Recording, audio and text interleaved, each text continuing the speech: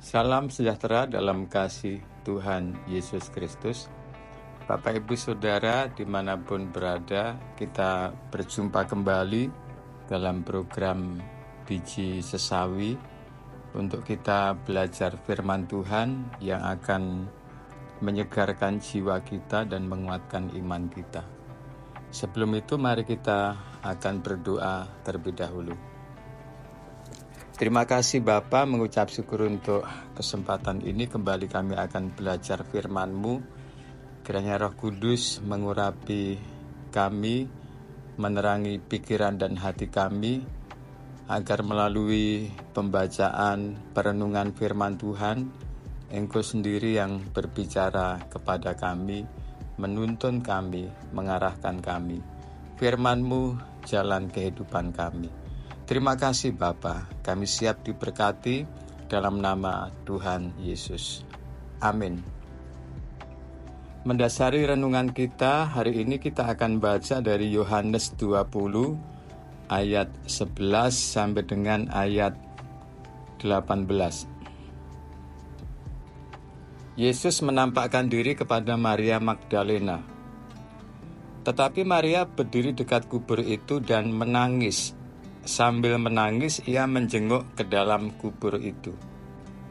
Dan tampaklah olehnya dua orang malaikat berpakaian putih, yang seorang duduk di sebelah kepala dan yang lain di sebelah kaki di tempat mayat Yesus terbaring.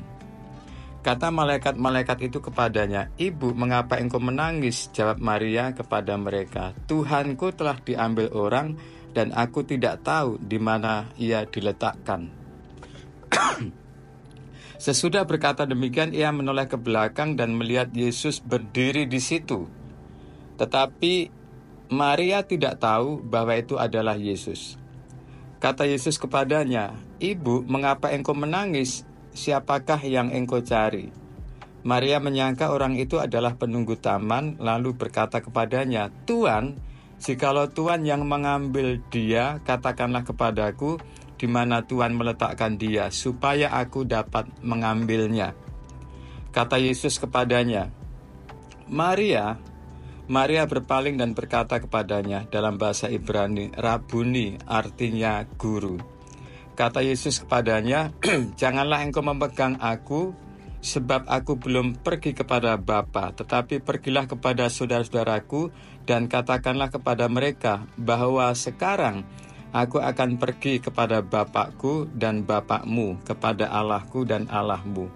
Maria Magdalena pergi dan berkata kepada murid-murid, "Aku telah melihat Tuhan," dan juga bahwa Dia yang mengatakan hal-hal itu kepadanya. Bapak Ibu Saudara yang dikasihi Tuhan, ayat-ayat yang sudah kita baca itu merupakan salah satu peristiwa penampakan Tuhan Yesus kepada murid-muridnya setelah Tuhan Yesus bangkit dari antara orang mati. Dan Alkitab mencatat selama 40 tahun, 40 hari, selama 40 hari Tuhan Yesus berulang kali menampakkan diri kepada para muridnya. Bahkan Alkitab mencatat kepada kurang lebih 500 orang.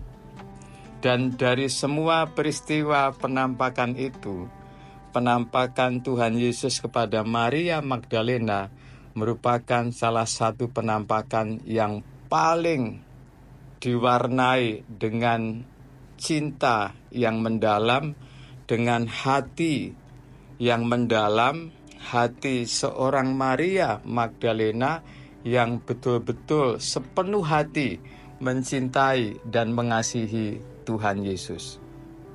Ini bisa kita lihat, kita bandingkan dengan ayat-ayat di atasnya, bahwa ketika Petrus dan Yohanes sampai di kubur itu dan melihat kubur itu kosong, Tuhan Yesus tidak ada di sana, Petrus dan Yohanes langsung pergi begitu saja. Tapi beda dengan Maria Magdalena. Ketika Maria berdiri dekat kubur itu dan melihat kubur itu kosong, respon Maria yang pertama adalah Maria menangis. Sambil melihat dalam kubur itu sudah tidak ada Tuhan Yesus, Maria menangis. Nah, dalam kondisi hati yang sedih, hati yang menangis karena merasa kehilangan mayatnya Tuhan Yesus, kemudian malaikat datang bertanya kepada Maria, "Mengapa engkau menangis?" Perhatikan jawaban Maria. Ini sebuah jawaban dari orang-orang yang merasa memiliki Tuhan Yesus, sebuah jawaban dari orang-orang yang mencintai Tuhan Yesus. Jawab Maria, "Tuhanku telah diambil orang, dan aku tidak tahu di mana ia diletakkan." Sangat berbeda dengan Petrus dan Yohanes tadi. Ketika mereka tahu kubur kosong, mereka langsung pergi begitu aja. Nah, ketika Maria tahu kubur itu kosong, Yesus nggak ada, dalam hatinya Maria berpikir, "Tuhanku telah diambil orang dan aku tidak tahu di mana ia diletakkan." Nah, kemudian dalam kondisi hati yang berduka, merasa kehilangan, ini ada satu pelajaran. Hanya orang yang merasa memiliki yang tahu merasa kehilangan. Karena memiliki, jadi merasa kehilangan. Nah, dalam situasi itu dikatakan Tuhan Yesus berdiri di belakang Maria.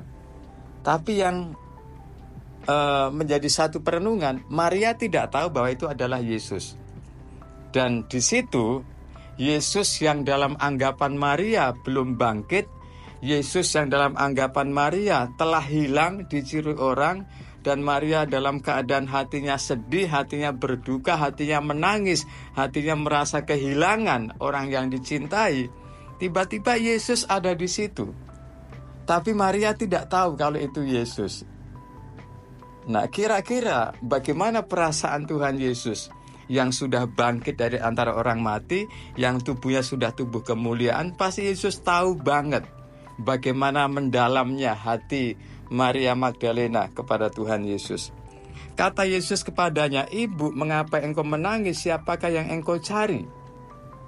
Maria menyangka orang itu adalah penunggu taman, lalu berkata kepadanya, "Tuan, jikalau Tuan yang mengambil dia, katakanlah kepadaku di mana Tuhan meletakkan dia supaya aku dapat mengambilnya." Bapak Ibu saudara dikasih Tuhan, kira-kira bagaimana perasaan Yesus waktu itu? Ketika Maria yang tidak tahu kalau itu Yesus, Maria yang menangis, Maria yang berduka, Maria yang merasa kehilangan orang yang dicintai, tapi orangnya ngomong seperti itu. "Siapa yang engkau cari?" Maria berkata, "Kalau Tuhan yang mengambil dia, katakanlah kepadaku di mana Tuhan letakkan dia supaya aku dapat mengambilnya." Kira-kira bagaimana perasaan Tuhan Yesus? Pasti Tuhan Yesus tahu betapa mendalamnya hati Maria mencintai Tuhan Yesus. Nah, dari kisah penampakan ini kita akan bisa mempelajari beberapa hal tentang mencintai Tuhan Yesus.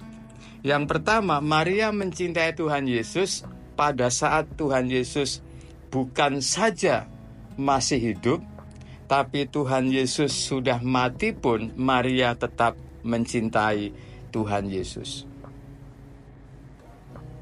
Padahal secara logika, ketika Tuhan Yesus masih hidup, mungkin Maria harapannya bisa mendapatkan apa-apa karena mengasihi mencintai Tuhan Yesus. Tapi ketika Tuhan Yesus sudah mati, apa yang akan didapatkan oleh Maria? Orang Tuhan Yesus sudah mati, ini dalam anggapan Maria ya. Tapi di situ pun Maria tetap mencintai Tuhan Yesus.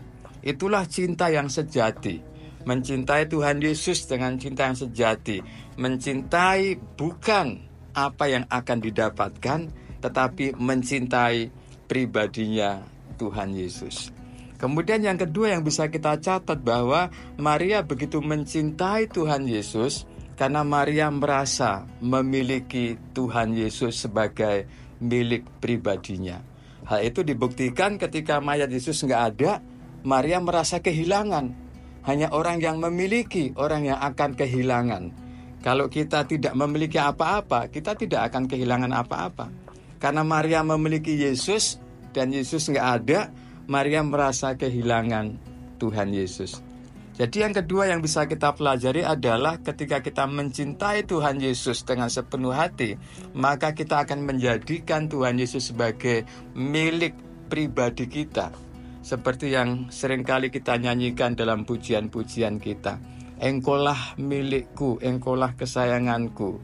Dan itu akhirnya akan membuat apa?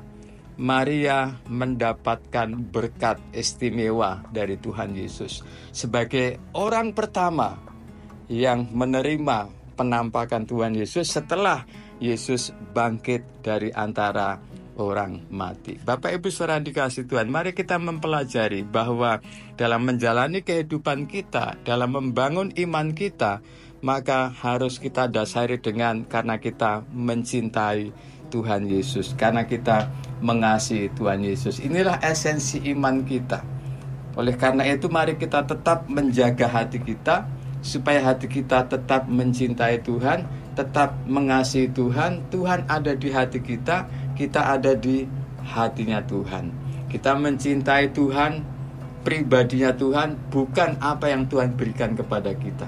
Yang kedua, ketika kita mencintai Tuhan dengan sepenuh hati, kita akan menjadikan Tuhan sebagai milik kesayangan kita, sebagai milik pribadi kita. Akhirnya kita akan selama-lamanya menyatu dengan Tuhan. Tuhan ada di hati kita, kita ada di hatinya Tuhan. Seperti Maria tadi, sampai bahkan Yesus mati pun, sampai bahkan Maria tidak mendapatkan apa-apa pun, Maria tetap mencintai Tuhan Yesus. Nah, cinta kita kepada Tuhan Yesus, kasih kita kepada Tuhan Yesus, inilah akan membuat kita selalu mendapatkan kasih, anugerah, dan berkat Tuhan. Tuhan Yesus memberkati, kiranya kita tetap menjaga hati kita untuk tetap mengasihi dan mencintai Tuhan Yesus, dan hati kita tetap menjadi tempat kediamannya Tuhan.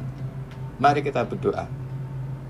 Terima kasih Bapa, kami sudah mendengarkan firman-Mu.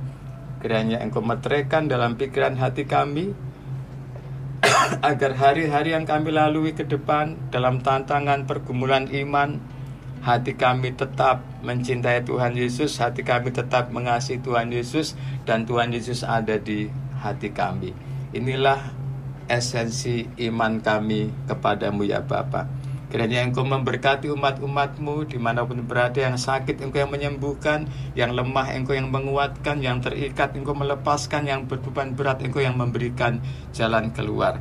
Hadirlah senantiasa Bapa dalam kehidupan umat-umat-Mu dalam setiap musim kehidupan, karena hanya bersama-Mu kami dapat melewati semuanya. Kami mengucap syukur untuk anugerah dan berkat-Mu dalam nama Tuhan Yesus Kristus. Tuhan Yesus memberkati.